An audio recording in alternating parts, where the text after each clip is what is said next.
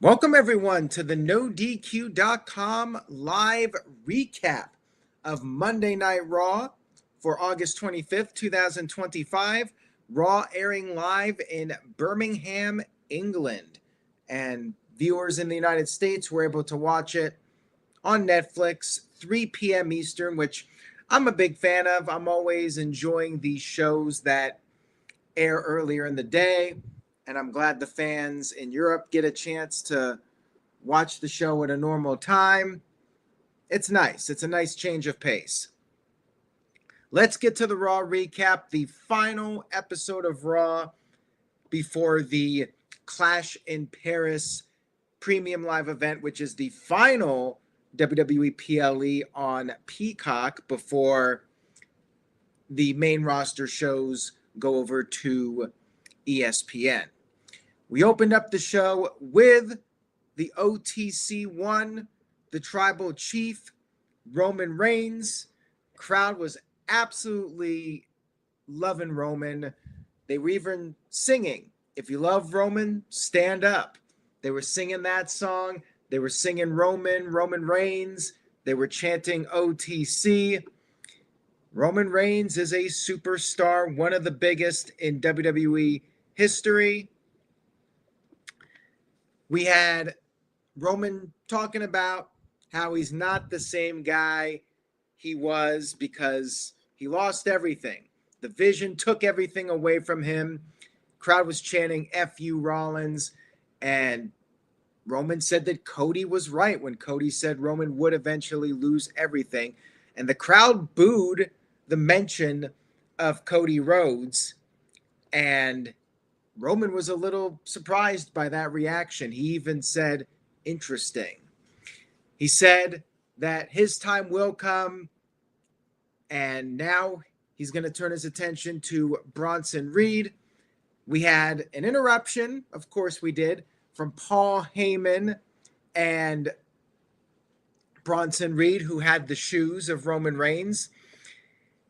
The crowd was continuing to chant, and Roman was having a good time here. Heyman was not amused, and he even tried to get the fans to chant Bronson Reed, but that did not work.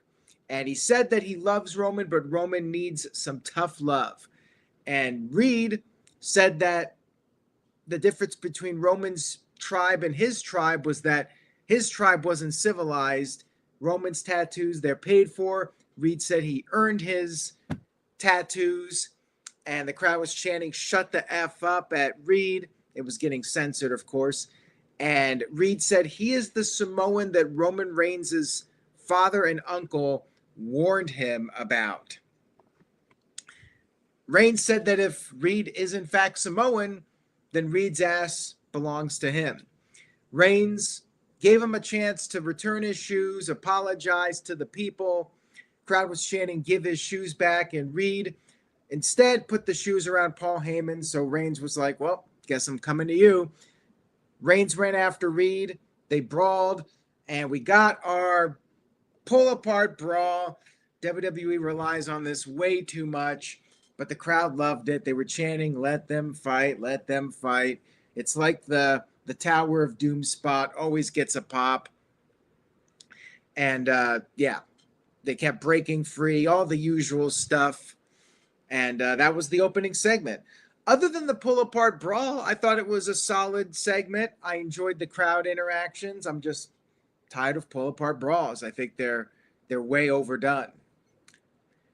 We had our first match of the evening, which was JD McDonough versus Dragon Lee.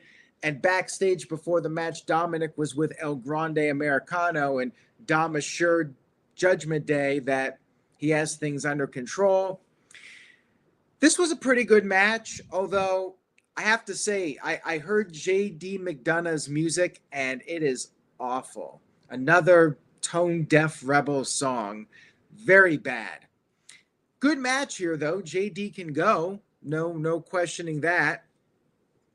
Competitive match here. I liked the standing Spanish fly that JD did, and then Lee did this sit-down Liger bomb that almost looked like a pile driver. The announcers were a little concerned. And then Lee did a double stomp off the top, but then JD was able to get his foot on the rope. Then Dominic Mysterio showed up and tripped Dragon Lee, but AJ Styles came out there to counteract Dominic, and Lee was able to regroup, and he was able to defeat JD McDonough with the Operation Dragon. Like I said, I enjoyed the match. Solid. Nice win here for Dragon Lee. They were setting up Dominic versus AJ Styles, and we'll get to that in a little bit. Backstage, we had LA Knight questioning if CM Punk intentionally sent him through a table on last week's Raw, and he hyped up Clash in Paris. And we had a couple of video packages to hype up Rusev versus Sheamus at Clash in Paris. We got the Rusev one first, and he said that the arena will be filled like people just like Sheamus, cowards. And Rusev said he cannot be good because he's destined to be great. And then Sheamus had his rebuttal, and that aired later in the show. He said he cringed when he heard Rusev was coming back to WWE. But then Rusev won his respect when they had their matches. It woke up the old fighter in Rusev, and Sheamus hopes that Rusev will bring his A game to Clash in Paris for the good old-fashioned Donnybrook. Says it's going to be another banger after banger after banger. I'm looking forward to this match. This could steal the show at Clash in Paris. I'm more excited for this than anything else on the card, quite frankly. Now, back to Raw. We had Penta versus Kofi Kingston, former WWE champion Kofi Kingston. And Grayson Waller, I refuse to call him Big G. So that ain't going to happen. He's Grayson Waller. Grayson Waller had a petition to try and get the Mexican Destroyer banned. Canadian Destroyer, Mexican Destroyer, tomato. And this match was fine. Fairly standard Raw match, though. You had Grayson Waller getting taken out by Penta, and then Penta did a dive to the New Day. Waller provided a distraction, and Kofi Kingston actually got the win with the tip, the Trouble in Paradise. So Penta takes an L here to the former WWE champion, Kofi Kingston. So there you go. I wonder if we're going to get Rey Fenix on Raw at some point. New Day versus Penta and Rey Fenix. That could be fun. I mean, Penta's had a pretty good singles run, but at some point you can definitely do that reunion. And we haven't seen Phoenix really since SummerSlam. I'm wondering if we'll have a draft. I mean, who knows at this point when they're even going to do it. But maybe we get both Phoenix and Andrade coming back at some point on Raw and helping out Penta. We can get a six-man with the three of them against New Day and Grayson Waller. We're not calling them the nickname that WWE's using. Backstage, we had Io Sky talking to Rhea Ripley. Io was saying even though they've been on the same page lately, they should be keeping their distance for a while. Rhea said it's okay. She appreciates Io. Io said thank you for understanding. They hugged. And the only problem with this is as they were hugging, Asuka and Kairi Sane saw the hug way off in the background. More on that in just a little bit. We also had a backstage segment with General Manager Adam Pearce telling Stephanie Vaquer that she is still the number one contender. However, because of the situation with Naomi becoming pregnant and the title being vacated, the match in Paris is obviously not happening. And Pearce said he needs a week to finalize details on who Stephanie will face for the vacant women's championship. In other words, the creative team doesn't know how they want to handle this yet. So they're stalling on that. And it sucks for Stephanie because, well, she gets no match for Paris. And that would have been a really fun one for her. That's a bummer. I think they should have just done Stephanie versus Roxanne or something like that for the vacant title, but whatever. Next up, we had Becky Lynch come into the ring. Maybe they're saving Stephanie's match for the vacant title at WrestlePalooza. They might be doing that. Becky Lynch came to the ring, talked about her first tryout being in Birmingham, but it was a dump then and it's a dump now. And then Nikki Bella arrived and they went back and forth with another verbal battle. Not that great in my opinion, I have to say. Nikki said Becky was acting like a little bitch. Becky said she wasn't giving away title shots to broke neck babies. But Nikki said that her broke neck beat Becky's ass last week. And then Becky said that Brie is the better twin. And she wanted to respect Nikki, but she ended up replacing Nikki and, quite frankly, did a better job than Nikki. And then Nikki said that Becky was just Charlotte's sidekick, said Becky's desperate, and wondered if the man lost her balls. She said Becky's cheap, she's a coward, she wanted to use another C word, and Becky finally agreed to a match at Clash in Paris and said the only good thing that to come out of Birmingham, England, died a month ago, making reference to Ozzy Osbourne. And then Nikki grabbed Becky's title, held it up. Becky attempted a cheap shot. Nikki fought her off, and Becky retreated. Nikki held up the championship again, and that was our segment to set up the match at Clash in Paris. I'm okay with the match, but I think there's another match I would have preferred on this card, and we'll talk about that in just a moment. The segment was kind of a mixed bag for me. I don't really feel like the lines truly hit. Would have been funny if she actually used that C word, though. That might have gotten a big pop from the fans.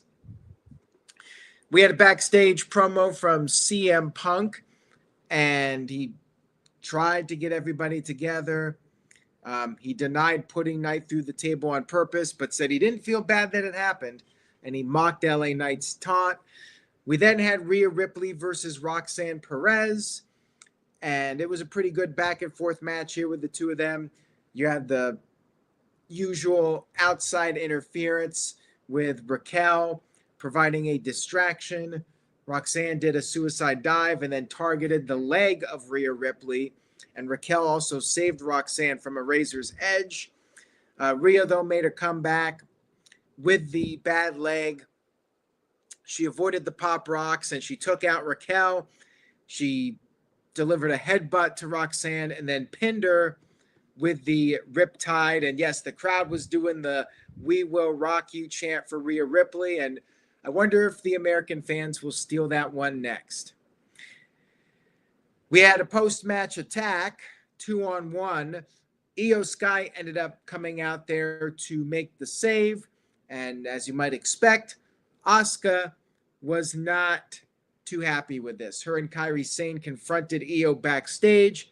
Asuka warned Io to stop talking to Rhea Ripley.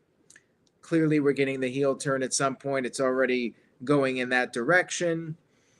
Seth Rollins gave a pep talk to Big Bronson Reed and Braun Breaker. The main event was Breaker versus LA Knight. We had AJ Styles one-on-one with Finn Balor.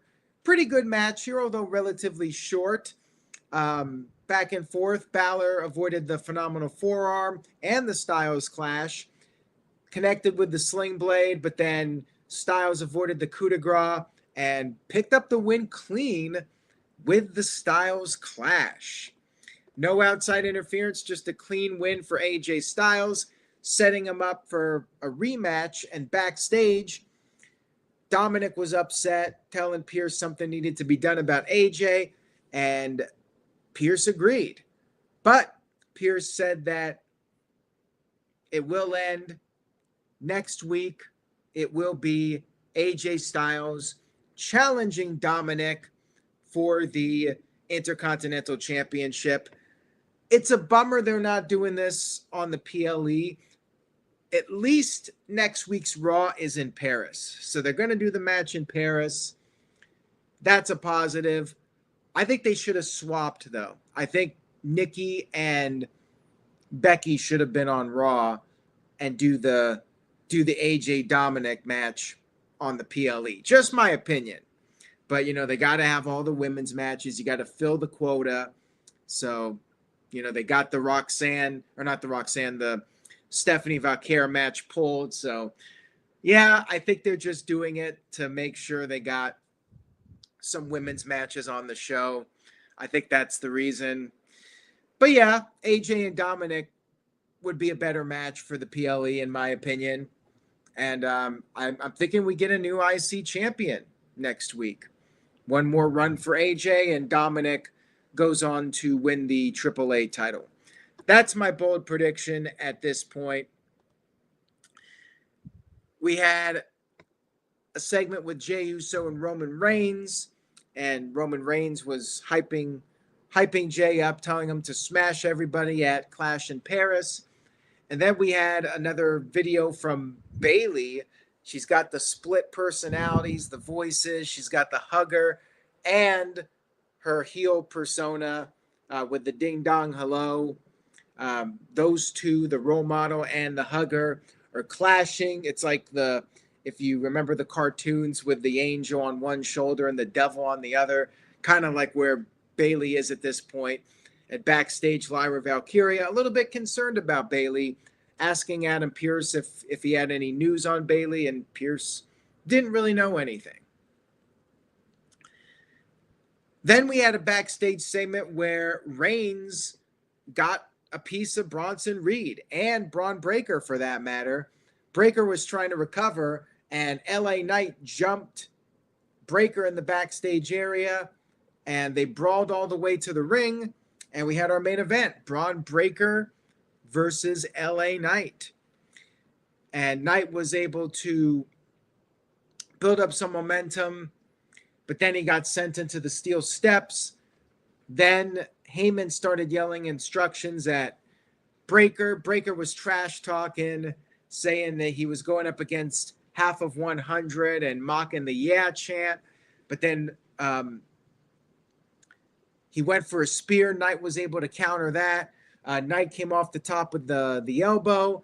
Then Seth Rollins ran down, and LA Knight, stupid babyface, chased after Seth Rollins. Braun Breaker came around the corner on the outside and speared the dumbass LA Knight. Roman Reigns should be calling LA Knight a dumbass, just saying. And Breaker got him back in the ring, hit another spear, and got the 1-2-3 victory. LA Knight, dumbass, stupid babyface. Otherwise, match was fine. Then we had the post-match attack. Jey Uso came out there, but the numbers game caught up with him. And then CM Punk came out there to a huge ovation. Crowd was singing his song, even when the music stopped. Rollins retreated. Crowd was chanting Seth's a pussy, which also got censored. I thought they weren't going to censor stuff on Netflix. So much for that. LA Knight got in Punk's face, and then Jey was trying to break things up, but then he got pushed. And then Knight got knocked into Jey. Jey super kicked Knight. And then Jey also super kicked CM Punk. And Seth Rollins on the outside was just laughing. He was having a good time. He was so happy that the three guys were having issues. Interesting ending, because Rollins kind of got the upper hand on these guys on the go-home show. I still don't think we're getting a title change, but we'll talk about this Thursday night at 8 p.m. Eastern, 5 p.m. Pacific when we do our Clash in Paris prediction. So tune in Thursday night, 8 p.m. Eastern, 5 p.m. Pacific. Overall, Raw, I thought Raw was good. Kind of an average show, but the crowd was really good. The Birmingham fans were hot, and that brought it up a little bit. And the ending was interesting. I will give them that. I'm a little intrigued now just for the fact that Rollins did kind of get the best of them on the go home show, and even Roman Reigns got in the last blow on Bronson Reed in the backstage segment. So I don't know if they're on to the fact that people think whoever gets the last laugh on the go home loses, and they're changing it up. But it got me a little bit more intrigued for these matches, which for the most part I feel are filler throwaway matches. And yeah, I thought it was pretty solid. So I am going with a 6 out of 10. Good Raw, not great, but pretty solid go home show heading into Clash in Paris. And I am looking forward to the pay-per-view, and we will talk more about it this Thursday. And don't forget, we got episode 350 of the No DQ review Tuesday night at 7 p.m. Eastern, 4 p.m. Pacific. Make sure you guys tune in for that. Going to be a fun one with the whole crew. That's all I got for today. Time to grab some dinner and relax for the rest of the evening. Thank you all for the support and checking out the channel. We got all these events that just happened, and now we got Clash in Paris.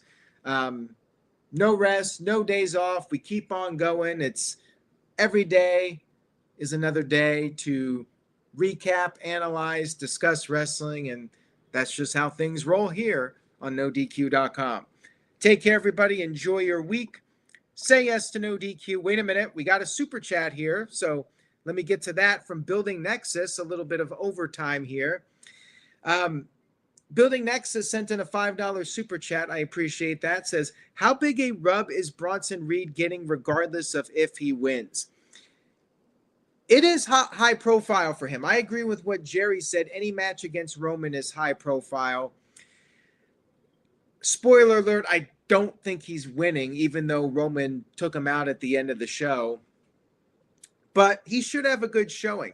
I wouldn't rule it out, though, that Bronson Reed gets an upset victory because of the fact that Roman's doing the Street Fighter movie, and we probably won't see him until the build for Survivor Series. Even if Reed loses, I wouldn't be shocked if we got some sort of a segment where Bronson Reed beats him up post-match, or Raw the next night, Bronson Reed destroys Roman Reigns. Whether Reed loses or wins at the PLE, I still think we're going to see something happen where he beats the crap out of Reigns and puts Reigns on the shelf for a month or two until Survivor Series. Like, I definitely feel like we're getting Reed versus or Roman Reigns versus Seth Rollins War Games tag match. So yeah, I could see Reed definitely getting one in on Roman Reigns, whether he's victorious or not. And yeah, it's a big rub for him. He's in the mix with Roman, Seth Rollins, biggest push of his career. And I figured he'd get that coming out of last year's Survivor Series. Even though he got injured, that was still a gutsy move that he did. And I think that most certainly won him some brownie points with the people in charge in WWE. He won the respect of a lot of people doing that tsunami off the cage, even if it put him out for 7-8 months. He might never be quite in the shape he was in before physically, but I definitely think it elevated his stock in the company. So thank you for that. And on that note, I will sign off for the evening. Take care, everybody. I will see you for episode 350 of the No DQ review. Have a great night, everyone.